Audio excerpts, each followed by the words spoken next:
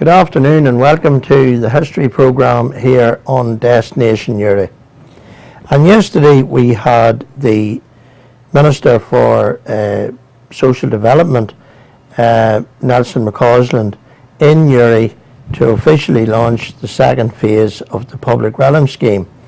And it's particularly appropriate that we have an ex-docker and a man who spent a lot of his time working along the quays and working in the port, John McMillan, who is one of the last of the old surviving Uri dockers. And John, you're very welcome. Thank you very much. Thanks for coming in today. No, I don't mind. And John, if you don't mind me asking you a personal question. Yeah, you can ask me any question you think of. What age are you? I am going on 84. 84. And where exactly were you born, John? In McInally's rooms between the two bridges, the canal and the river. There was two houses there, and I was born in one of them. Now John is referring to today the top of the Soho Car Park where you exit out onto Bottabot Bridge there, and there was a building at the corner, McInally's, before you went down to Vincy White's drapery shop and where McAvoy's on the bridge is today. And how many were in the family, John? Well, there was 3 boys and 1 girl. And the funny thing about it is, just before we go to any further, McInally's had a pub there too. So it was a brave place. And what was your father's occupation? I don't know what he was, but he joined the army in the First World War. He served out in Mesopotamia, and that he come home, couldn't get a job, joined fishers' boats, and was I'm a wee bit too far. Joined the Lady Calvin and them at the steam packet as a fireman. He moved on to fishers' boats for so many years, all during the Second World War, and then come from that. After the war, he was on fishers' boats for a while. So was his 2 brothers, Sam, who stayed his lifetime with the lady with the steam packet boat, and Ned. He lived up in Clog, right up at that, and he was an engineer on the Aspen at one time. Of course, Sam, many people will remember Sam as a member of the crew on the Dundalk. Yes. So you went, I presume you went to the Christian Brothers? Yes. I went there when the new school opened in 1937. On Courtney Hill? I was to go in that year, the year before that, to the car stands. We all went to the car stands then. It became the food hall of Uri when they were giving out ration books and things like that. Then that year we're all shifted up. So I was shifted up to that way. And then when you finished in Courtney Hill, was that the end of school? Well, for a while it was the end of school. I'm blowing my own trumpet here. I was a wee bit smart, but at that time you had to pay the Christian Brothers. When you were doing in the secondary school, you had to pay them 2 shillings a week. We weren't that well off, so the 2 shillings couldn't be paid. So out you were onto the street. And did you start working then? I started working in D.L. McCarthy's chemist shop for 12 and 6 a week, delivering messages. 37.5p a week. 37. How long did you stay with McCarthy's? For 1 year. And then money wasn't great, right? Not a free thing. It was good money for a message boy. But I wanted to get further on. I always wanted to go further. So I quit. And I was along with Maura and them one day down around Mooney's Tires, Thomas Street, and Johnny Bones was there. I don't know if you knew Johnny Bones. I remember Johnny working in Fisher's. Yes. And he says to the wife, "What's that fella doing?" He says, "He shouldn't be working." So he says, he spoke to Harry O'Rourke, and I got a job in Fisher's at 14 shillings a week. In the timber yard. For 44 hours a week. That was 5.5 days. And what year was that, 1945. John? 1945. And Harry O'Rourke from Bridge Street was the foreman. Was the foreman. Harry was there a lifetime. Paddy Fagan of Thomas Street was on the Harry. And he done the woods and things like that. And the first thing we done when we went into Fisher's, now that was the first time we ever was at a timber or anything, they made apple boxes. We made 500 apple boxes, parts for apple boxes a day. Now they were loaded the next morning onto the lorry to go to Troughton's or Portadown. Harry would say, "There's a gentleman here." He'd say, you load that lorry. And a couple of times he handed me the stuff, the note of what to put on. See, they were tied in bones. These boxes were tied in bones of 25 with bond cord. And they were loaded onto the lorry. The lorry driver and helper built them on the lorry so he could take them off. We'd done that. Then Harry, as I say, he was a smart joker. Nobody knew how smart he was because there's times he fought with us. And he called us everything and we called him everything. It was all forgotten in a minute because he'd come back and he'd say, "Here, there's a wee thing we have to get ready. Will you get it ready?" Well, we hadn't got it done. So that's the thing. So then he started to put all the young fellas in Fisher's at that time, and there was a gang of us, about 20 of us, used to walk in at night. Now, it only was a lack of shillings. But we come back, and he says, now, I got the job a whole lot of times because I had an interest in timber. That was the only thing, and I loved it. And I was telling them have to be done. Well, then all the boys were there. They all gave a hand. They all tied up in bones and all. I done the same. Then the next morning, them 500 boxes were sitting there, we'll say. The lorry come in for, we loaded them. They went away. Then, as the timber got more popular, you used to only get a pound's worth of timber a time, a month. A farmer would only get a pound's worth. He put his name down for a pound's worth of timber. Now, some of us, that's a funny thing to say, used to go around, "Do you want my name down?" I'll do it for a shilling. You see.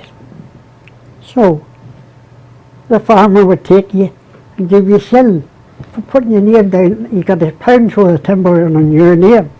A whole lot of them done that. Went from that, the softwood got more popular, buildings would come in. Now, one of the things that we did do, and I moved on down into the hardwood end of it and the plain stuff, because I had an interest in timber. And we went from that, and all the stairs in Derrybeg are made out of piranha pine. They were made by Ray Morgan and his brothers in round beside O'Hare's in King Street. It was King Street then, it's Francis Street now. At the side of Barney Cregan's garage. Yeah, yes. And Ray would come round and he'd say to me, I want another 10 flights of stairs. But they hadn't really machined different things. So most times I got the order. And there was a wee backhander, which was nice. Yes. So we got them out, we got all the stairs and all that. Now, there's one famous customer came to Fishers first of all. Now, a very famous thing, I don't know if people know it now. Do you mind John Hawke, the sculptor? Yes. Well, I got He him. was responsible for the figures in the crib. Yes, I got him then pieces of wood. For the crib? Crib, I was into the hardwoods, as they called them then. And he came in one day looking for offcuts. And there was a whole lot lying around. And he asked about them. I said, sure, you can buy them cheap. So he went out to the office and he bought them pieces. I got a lot of problems. That was, now Canon Toner was another famous customer when he was building the chapel in Drumlane. Yeah. He had to see every nook and hook and cranny in the paper, in the wood. Everybody that worked with Canon Toner on the order, Canon Toner went round giving us half crowns. We got a half crown of the tip. Very good. That was very good. I'm not saying it was all this money to be made. So the next thing John Hawke done, it was Kennedy's busts. He got them out of Fishers. There was also a butcher down in Charlingford. Now that man owned a butcher shop in Charlingford and he come up every so often, maybe once a fortnight. And he'd come round and he'd say, at that time I was handed the bag, fill that with sawdust, because I come from there round to Bridge Street Station on account of living in Pool Lane at the time. We were living in Pool Lane. Oh, and I filled that bag of sawdust and wheeled it over to the station. Now, I only got a shilling for wheeling it over, but it was a shilling more than my wages. That was cash. Then come Christmas, he'd come along with maybe a leg of lamb or something like that there. It was always good to us, because we were a family of 7, as I say. It fed us. I went from that on other things. I kept an interest in timber, and I could measure. Now there's a man in Fishers now at the present time. He went to Australia 27 years ago. He was a lorry driver in Fishers. And he says you only had to tell that man McMillan what you wanted, and I was waiting. I could get a thing of timber, a column of timber. I'd put it all along the top of it, say 15 feet. And before the clerk was ready to take it, I would have them all counted and tell them what was in it. Now, I got all the flooring at me and a man called Murphy. He came from Queen State. He got paid off out of Fishers at the end of it. His father also worked in the cement store in Fishers, in the iron store. And we used to work at night. Now, you got 2.5 hours to 3 hours at night, which all come in handy. You see, it was very hard to talk about what was happening because we're all poor and everything we got came in handy in the house. Not only that, it kept the wolf away from the door, because by the time I would have 3 or 4 shillings a day before the payday, and I'd give it to my mother and I'd say, have that over. You also needed money to go with yours. Shock horror. That's where that money come. Took them to the pictures, took them to dancing in the town hall. We'd all things like that.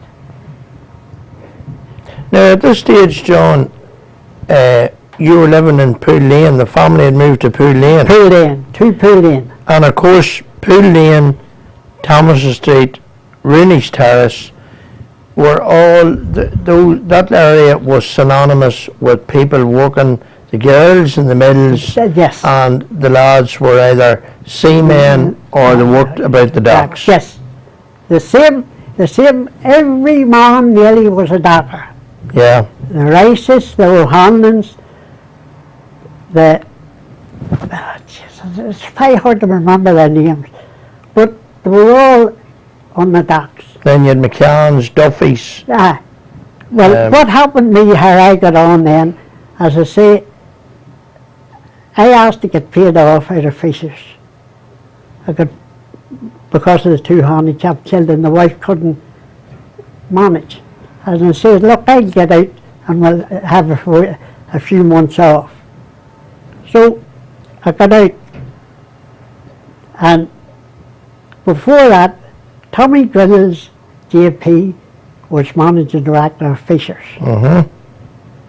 Now, he sent for me, and he says to me, McMillan, that's the way you just think, I have a job for you. So, what's the job? He says, I want to put you in charge of the hardware office yard up on the quay. You know, the one on the quay, as you go along just after the Corn Market. Just up from the union office. And he says, there'll be a rise for you. And I says to him, it's all right, but I don't want it. And he says, why? He says, I know you're existing. There wasn't a thing Tommy Griddles didn't know about us. I says, no, I don't want the job. I'm happy in where I am. I was making a couple of extra bob a week, getting out orders of timber and things like that. That all went, furnished my house and everything else. And I lived in Nicholas's Court first when I got married. Paddy Hollywood owned the 3 houses. At a one rate. Was that the same Paddy Hollywood now that owned the pub? Yes, in Hill Street. People would know it in modern days as Dominic Clark's. Now, it's not it wasn't the one up in the Tide Terrace. It was up beside the Frontier. Up beside the Frontier. Yes. And he lived in Kilmurray Street. He lived in Kilmurray Street. Yeah. Yeah. Then, went from that, I always kept an interest in timber, whatever the standard it was, because one time I wanted to be a gardener, but we never had any garden, so I couldn't be a gardener. So I kept at it. After 19 years, as I said, I asked out. He would have given me the job back in 3 or 4 months, but I refused it. I was coming down High Street one day with a wife and Stephen Ruddy, and Barney McGuire drove up in his car. And we were walking on the road, the wife, Stephen, with the children, and he stopped and he says, "Hey Stephen, I have a job for you in the morning, a boat." And of course, Stephen told him what to do with his job. Now, the man to me was always he was always a good man to me, you know, because I was going to start, and maybe that was it. So he says, seeing you're looking for men, here's a fella's only out of the timber yard. That was me. Give him a job. He'll do what I'll do. So Barney says to me, be at Dublin Bridge at 7:45 in the morning. So I had to come with a lunchbox and all. I didn't need it, I didn't, because we were going to a point, and started. It got down in the lorry to the point, started in the timber boat. It was just like walking in the timber yard. It wasn't any different. So, and then I got a fella to walk with. There was always greenhorns. I was one of the greenhorns that year. Now, I worked 2.5 days at a timber boat. And just tell you the thing, the wages I got for that 2.5 days, you mightn't have believed it, was £13. Now that was some wage then. And I said to the wife, went up to the wife. Roughly when are we talking about, John? Then about 1946, 47. Where I hugged the wife and I said, I'm not going back to Fisher's. But we were coming up Manningham Street one day, just where Stuart used to be. The charity shop's there now. And he drove up in his car, he was going up the nursery. And he stopped, and he leaned out and he asked the wife, could he talk to her? And she went over, and he says, told her all what I'd done, why I wasn't taking the job, but I didn't want the job. There was more money outside than inside. So we worked 5 days at the timber boat. It run us £32. Now I'm telling you, £32 in 1946 and 47 was money. So that finished me. But a couple of times he come along, I was very well in the Sun, Cecil. I don't know if you knew Cecil Curtis. Yeah, I did, yeah. Cecil's brother. Yeah, he was shot. Used to send for me every end of March to do stock take. And I come down in the mornings, 8 o'clock, and we'd done so much a day. Cecil only allowed you to go so much, but we'd done the stock taking, him and I. And he would say about 4 o'clock, way home you go, he says, I'm doing nothing more than a day. It didn't rain. I never mind, as I used to tell him, Robert would back me up and that. I told him I never walked in Fishers. I put my hand up and put my hand down. That's all. And so I did. I done hatchman in the point. That's really it. And along we in Warren Point, John. I went into Warren Point after, where was he now? I have to work this out. I was 19 years in the point when I quit in 64. Well, 94, no, 94. 94, so you went in 75. 75. I knew nothing about that work or anything like that there, but the doctors then that time, Cyril Rice, all them crowd, showed you once and what to do. Didn't show you again. You had to keep up with them then. I worked with a fella called Jackie McMillan, he comes from Dublin. He was my partner for a while. Then, I don't know what happened, but then I got a fella called McNeil, John McNeil. You know John McNeil of Canal Street. He worked for Fishers as a foreman. Oh, yes, yes. Yes, I knew you would know him. I had his son. Poor John dropped dead outside the Fishers one night when we got home. We were coming back to work, and we all come back, and someone says, "Did you hear about poor John? He dropped dead." Just like that. So, I've tried to tell you nearly everything. Try to keep it like. What about the Bull O'Neill? The Bull O'Neill was one of the best, I would have called him one of the best men that ever worked in Fishers. Now, I seen him doing a thing with me and a fella called Joe McStay. Poor Joe's dead now, died last year. And we're in the yard. We used to play football at dinner time. But he would get you, two of us, and he'd run at us. You had to get out of his road because he would have killed you. And he used to lift one of us under his shoulder, and I one under his shoulder, and walk up the yard, one on each shoulder. And that, he was a bull of a man, there's no doubt about him. I made him putting the flag in a barrel in the middle between the town hall bridge, the town hall and the bridge up and down. He put the flag up every year. Now his brother Sammy walked round in the iron store. That's right, Sammy. Sammy. So we were a great crowd of men, and always a great crowd of men. And the bull always did the sticks for the church. He did everything. He cut everything in him, and Davy Brown.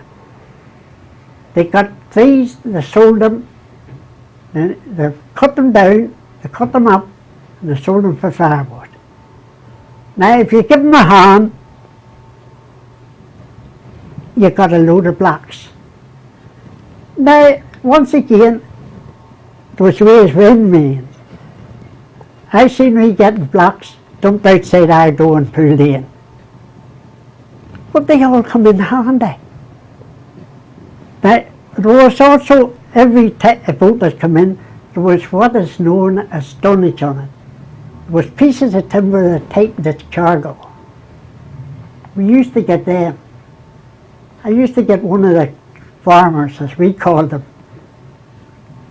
to bring it home out to the man to me to Orey Road. They dumped it outside our door, and my two boys and me would carry them in, and we saw them up for blocks. Kept us going all winter.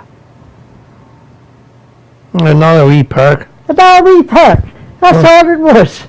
But when you count them wee perks. And we couldn't leave Fishers without talking about Mickey Langan. Mickey Langan. When Mickey used to come in to pile timber. And I remember one year we had a hell of a 3 months just before Christmas. And we persuaded Mickey to go off the drink. And we saved the money. I'd say if a boat paid you £100, we were only taking it as that, you got 60 of it. 40 was kept. Then when it come near Christmas, you got it all. Went you an hour wee perk, you had something for Christmas. Mickey, we kept him off for about 2 months. And there was plenty of money, we all had plenty of money, because the rest of them weren't allowed to drink either.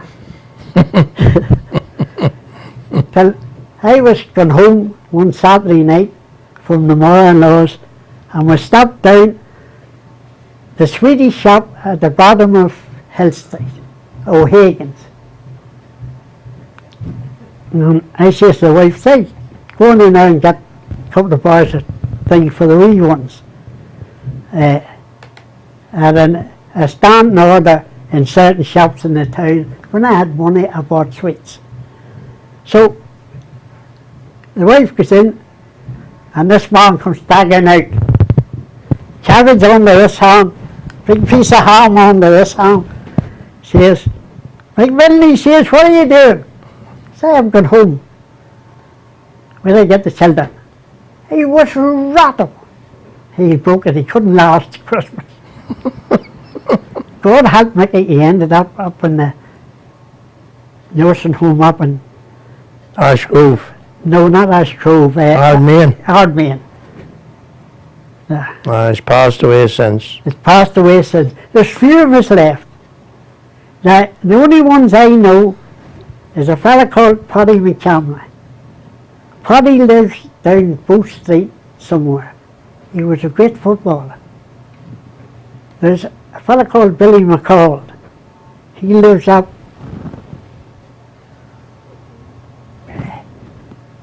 the Armagh Road. You know the houses up there. Mm-hmm. There's a fella called John Taylor. He was something to the tailors. He was a helper on the lorry. There's myself. I can't remember them anymore. There you are. So I'm sticking it rightly. Indeed you are, John. And thanks very, very much for coming in and talking to us. Once I get talking, I can't stop. And maybe you'll come back and have another wee chat with us again. Yes. And we'll go through another few stories. I would love to talk to you about the awful tragedy in Thomas Street with the Burns. With the gas. That was the thing. And you sat in the toilet, have you? maybe the next day, John, we'll get talking about that. You sat Thanks, in- John. You sat in the toilet, have you?